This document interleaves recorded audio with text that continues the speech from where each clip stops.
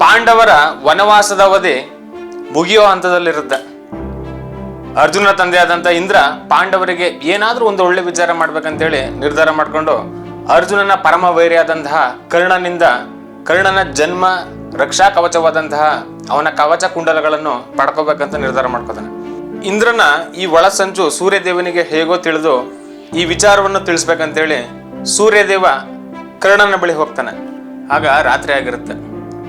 ಕರ್ಣ ಗಾಢ ನಿದ್ರೆಯಲ್ಲಿರ್ತಾನೆ. ಸೂರ್ಯದೇವ ಕರ್ಣನ ಕನಸಿನಲ್ಲಿ ಕಾಣಿಸ್ಕೊಂಡು, ಸತ್ಯನಿಷ್ಠನಾದ ಕರ್ಣ, ನನ್ನ ಮಾತುಗಳನ್ನ ಕೇಳಪ್ಪ, ನಿನಗೆ ಒಳಿತಾಗ್ಲಿ ಅಂತೇಳಿ ಈ ಮಾತುಗಳನ್ನ ಹೇಳ್ತಾ ಇದ್ದೀನಿ. ಅದೇನಂದ್ರೆ, ಪಾಂಡವರಿಗೆ ಅನುಕೂಲ ಆಗ್ಲಿ ಅಂತೇಳಿ ಇಂದ್ರ ನಿನ್ನ ಬಳಿ ಬಂದು ಕವಚ ಕುಂಡಲಗಳನ್ನ ದಾನವಾಗಿ ಕೇಳೋದಕ್ಕೆ ನಿರ್ಧಾರ ಮಾಡ್ಕೊಂಡಿದ್ದಾನೆ. ಯಾಕಂತಂದ್ರೆ ಇಂದ್ರನಿಗೆ ಗೊತ್ತು ನೀನು ದಾನಶೂರ, ಕೇಳದ್ನೆಲ್ಲ ಕೊಡ್ತೀಯಾ ಅಂತ.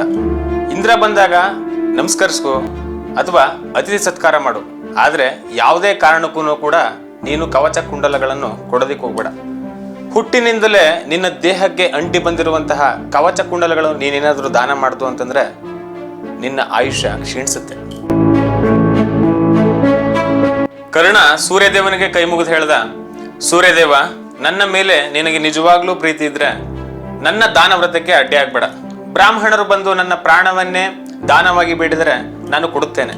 ನೀವು ಹೇಳಿದಂತೆ ಪಾಂಡವರ ಪರವಾಗಿ ಇಂದ್ರ ನನ್ನ ಕವಚ ಕುಂಡಲಗಳನ್ನು ದಾನವಾಗಿ ಬಿಡಿದರೆ ನಾನು ಖಂಡಿತವಾಗ್ಲೂ ಕೊಡುತ್ತೇನೆ.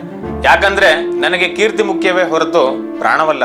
ಅದಕ್ಕೆ ಸೂರ್ಯದೇವ ಹೇಳ್ತಾರೆ, ನೋಡು ಕರ್ಣ, ನಿನ್ನ ಕೀರ್ತಿಗಾಗಿ ನಿನ್ನನ್ನೇ ನಂಬಿರುವಂತಹ ನಿನ್ನ ತಂದೆ ತಾಯಿಯರು, ಪತ್ನಿಯರು, ಪುತ್ರರು ಮತ್ತು ಮಿತ್ರರಿಗೆ ಕೇಡಾಗುವ ಹಾಗೆ ನಡೆದುಕೊಳ್ಬೇಡ.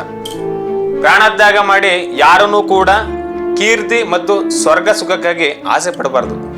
ಏನೇ ಆದ್ರೂ ಕರ್ಣ, ನೀನು ಮಾತ್ರ ನಿನ್ನ ಕವಚ ಕುಂಡಲಗಳನ್ನು ಕೊಡೋದಕ್ಕೆ ಹೋಗ್ಬೇಡ. ಯಾಕಂದ್ರೆ ಈ ಜಗತ್ತಿನಲ್ಲೇ ಅರ್ಜುನನಿಗೆ ಸರಿಸಮನಾದ ವೀರ ಅಂದ್ರೆ ನೀನೊಬ್ಬನೇ. ಮುಂದೆ ನಡೆಯಲಿರುವ ಕುರುಕ್ಷೇತ್ರ ಯುದ್ಧದಲ್ಲಿ ನೀನು ಕವಚ ಕುಂಡಲಗಳ ಸಹಿತ ಅರ್ಜುನನೊಡನೆ ಹೋರಾಡಿದರೆ ಗೆಲುವು ನಿನ್ನದೇ. ಆಗ ಕರ್ಣ ಹೇಳ್ತಾನೆ, ಸೂರ್ಯದೇವ, ಈ ವಿಷಯದಲ್ಲಿ ನನ್ನನ್ನು ಕ್ಷಮಿಸು. ಸುಳ್ಳೆಯನ್ನು ನುಡಿಯೋದು ನನಗೆ ಘೋರ ಪಾಪ ಅನಿಸುತ್ತೆ. ಹಾಗೂ ನನ್ನಲ್ಲಿ ಅರ್ಜುನನನ್ನು ಗೆಲ್ಲುವಷ್ಟು ಫಲವಿದೆ.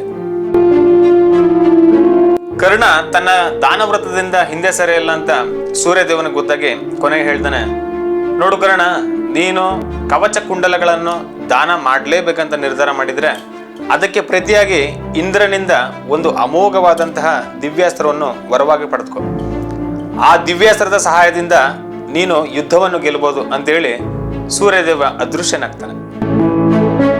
ಹೇಗೂ ಆ ದಿನ ಬರುತ್ತೆ. ಇಂದ್ರ ಬ್ರಾಹ್ಮಣರ ವೇಷ ಧರಿಸಿ ಭಿಕ್ಷಾನ್ ದೇಹಿ ಅಂತೇಳಿ ಕರ್ಣನ ಬಳಿ ಬರ್ತಾರೆ. ಕರ್ಣ ಇಂದ್ರನನ್ನು ಆದರಿಂದ ಸ್ವಾಗತಿಸಿ, ವಿಪ್ರೋತ್ತಮ ಪುರುಷರೇ, ತಮಗೆ ಏನು ಬೇಕು? ಸ್ವರ್ಣಾಭರಣಗಳಿಂದ ಕೂಡಿದ ಅರಮನೆ ಬೇಕೆ ಅಥವಾ ಗೋವುಗಳಿಂದ ತುಂಬಿದ ಗ್ರಾಮವು ಬೇಕೆ? ತಮಗೇನು ಬೇಕೆಂದು ಕೇಳಿ. ಇಂದ್ರ ಹೇಳಿದ, ನನಗೆ ಸ್ವರ್ಣವಾಗಲಿ ಗೋವುಗಳಾಗಲಿ ಬೇಡ. ನೀನು ಸತ್ಯವ್ರತನೆಂಬುದು ನಿಜವಾದರೆ ನಿನ್ನ ಹುಟ್ಟಿನಿಂದಲೇ ನಿನ್ನ ಮೈಗಂಟಿ ಬಂದಿರುವ ನಿನ್ನ ಕವಚ ಕುಂಡಲಗಳನ್ನು ನನಗೆ ದಾನವಾಗಿ ಕೊಡು. ಇದು ಬ್ರಾಹ್ಮಣರ ಧರ್ಮದ ವಿರುದ್ಧ ಬೇಡಿಕೆ. ದೇಹಕ್ಕೆ ಅಂಟಿಕೊಂಡಿರುವಂತಹ ಕವಚ ಕುಂಡಲಗಳನ್ನು ನಾನು ಹೇಗೆ ಕಿತ್ತುಕೊಡಲಿ? ಹಾಗೂ ರಕ್ತಸಿಕ್ತವಾದಂತಹ ಕವಚ ಕುಂಡಲಗಳು ದಾನಕ್ಕೆ ಯೋಗ್ಯವಲ್ಲ. ಕವಚ ಕುಂಡಲಗಳ ಹೊರತಾಗಿ ಇಡೀ ವಿಶ್ವವನ್ನೇ ಗೆದ್ದು ನಿಮ್ಮ ಬಳಿ ತರುವೆ. ಏನೇ ಹೇಳಿದರೂ ಕೂಡ ಬ್ರಾಹ್ಮಣ ಅಸಮಾಧಾನಗೊಂಡು ಪಟ್ಟು ಹಿಡಿದು ಕುಳಿತ, ನನಗೆ ಕವಚವೇ ಬೇಕೆಂದು. ಆಗ ಕರ್ಣ, ಬ್ರಾಹ್ಮಣರೇ, ನೀವು ಇಂದ್ರನೆಂದು ನನಗೆ ತಿಳಿದಿದೆ. ನೀವು ನನ್ನ ಬಳಿ ದಾನವನ್ನು ಬೇಡುವುದು ಸರಿಯಲ್ಲ. ನಾನೇ ನಿಮಗೆ ಕವಚ ಕುಂಡಲಗಳನ್ನು ದಾನವಾಗಿ ಕೊಡುತ್ತೇನೆ. ಅದಕ್ಕೆ ಪ್ರತಿಯಾಗಿ ನೀವು ನನಗೆ ಒಂದು ವರವನ್ನು ಕೊಡಬೇಕು. ದೇವೇಂದ್ರ ಹೇಳ್ತಾನೆ, ನನ್ನ ವಜ್ರಾಯುಧದ ಹೊರತಾಗಿ ನೀನು ಏನು ಬೇಕಾದರೂ ಕೇಳ್ಬೋದು ಅಂತ.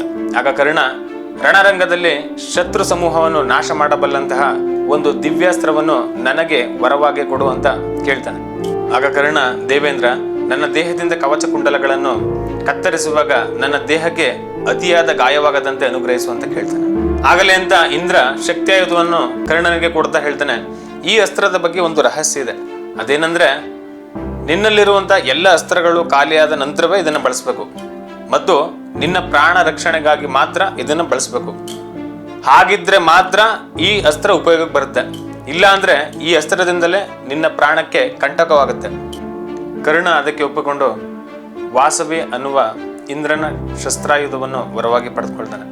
ಮತ್ತೆ ಇನ್ನೊಂದು ಅಸ್ತ್ರದಿಂದ ತನ್ನ ದೇಹಕ್ಕೆ ಅಂಟಿಕೊಂಡಿರುವಂತಹ ಕವಚ ಕುಂಡಲಗಳನ್ನು ಕತ್ತರಿಸಿ ಕೀಳುತ್ತಾನೆ. ರಕ್ತಸಿಕ್ತವಾದ ಕವಚ ಕುಂಡಲಗಳನ್ನು ಇಂದ್ರನಿಗೆ ಕೊಡಬೇಕಾದ್ರೆ ಕರ್ಣನ ದೇಹದಿಂದ ರಕ್ತವು ಧಾರಾಕಾರವಾಗಿ ಹೊರಹೊಮ್ಮುತ್ತಿರ್ತದೆ. ಅತಿಯಾದ ನೋವು, ಅತಿಯಾದ ರಕ್ತಸ್ರಾವ ಇದ್ರೂ ಕೂಡ ಕರ್ಣ ಯಾವುದೇ ತರಹದ ಭಾವನೆಗಳನ್ನು ವ್ಯಕ್ತಪಡಿಸದೆ ಇಂದ್ರನಿಗೆ ತನ್ನ ದಾನವನ್ನು ಕೊಡ್ತಾನೆ. ತನ್ನ ಪ್ರಾಣ ಸ್ನೇಹಿತ ಇಂದ್ರನಿಗೆ ಕವಚ ಕುಂಡಲವನ್ನು ದಾನ ಮಾಡಿದ ವಿಷಯವನ್ನು ತಿಳಿದು ದುರ್ಯೋಧನ ಒಮ್ಮೆಲೆ ದುಃಖ ಮತ್ತು ಆಘಾತಕ್ಕೆ ಒಳಗಾಗ್ತಾನೆ. ಕರ್ಣ ಮಹಾಭಾರತದ ಮುಖ್ಯ ಪಾತ್ರಗಳಲ್ಲಿ ಒಬ್ಬ. ಈತನ ಜನನ ಸೂರ್ಯದೇವನ ವರಪ್ರಸಾದದಿಂದ ಆಗುತ್ತೆ. ಅಂಗದೇಶದ ಅಧಿಪತಿಯಾದ ಕರ್ಣನನ್ನು ರಾಧೇಯ ಅಂತನೂ ಕೂಡ ಕರಿತಾ ಇದ್ರು. ಮುಖ್ಯವಾದ ವಿಚಾರ ಏನಂದ್ರೆ ಈತ ದುರ್ಯೋಧನನ ಆಪ್ತ ಮಿತ್ರ. ದಾನ ಮಾಡುವಾಗ ಎಲ್ಲರೂ ಚಿನ್ನವನ್ನಾಗ್ಲಿ, ವಸ್ತುವನ್ನಾಗ್ಲಿ ಅಥವಾ ಭೂಮಿಯನ್ನು ದಾನವಾಗಿ ನೀಡಿದ್ರೆ ಕರ್ಣ ತನ್ನ ಪ್ರಾಣ ರಕ್ಷಣೆಯಾಗಿದ್ದ ಕವಚ ಕುಂಡಲಗಳನ್ನೇ ತನ್ನ ದೇಹದಿಂದ ಕಿತ್ತು ದಾನ ಮಾಡ್ತಾನೆ ಹಾಗೂ ತನ್ನ ಪ್ರಾಣ ತ್ಯಾಗವನ್ನು ಮಾಡ್ತಾನೆ. ಆದ್ದರಿಂದಲೇ ಈತನನ್ನು ದಾನ ವೀರ ಶೂರ ಕರ್ಣ ಅನ್ನೋದು.